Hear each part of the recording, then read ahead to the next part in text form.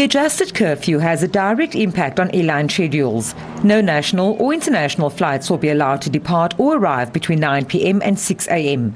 International travellers will have to provide a valid negative PCR test not older than 72 hours before the date of travel. While a number of countries have banned travel from South Africa, the country has not implemented any such restrictions. We've been transparent about the situation we are facing, and the countries take measures on the basis of that.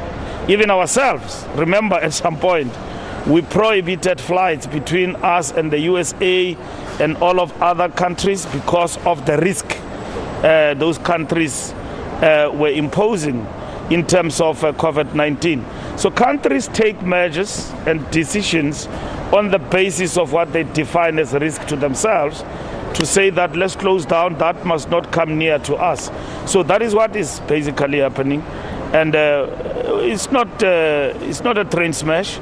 Mbalula says he's satisfied with the health and safety protocols at the airport, which has reported an increase in especially domestic travel.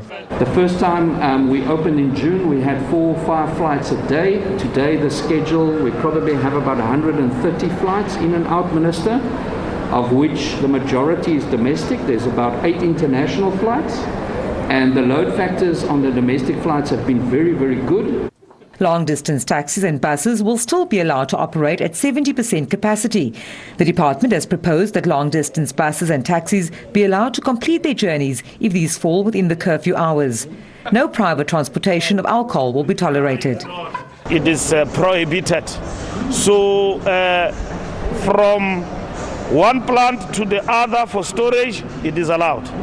So we need to get that very clear so that there is no confusion, that people will be transporting alcohol privately and saying that there is nothing like private transportation of alcohol.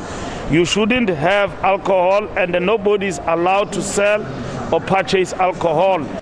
Drivers, learners and vehicle licenses that have expired between March this year and the end of February next year will be valid until the end of August. The ban on passenger ships and cruise liners remain in place, with only cargo and small vessels allowed to call on South African ports.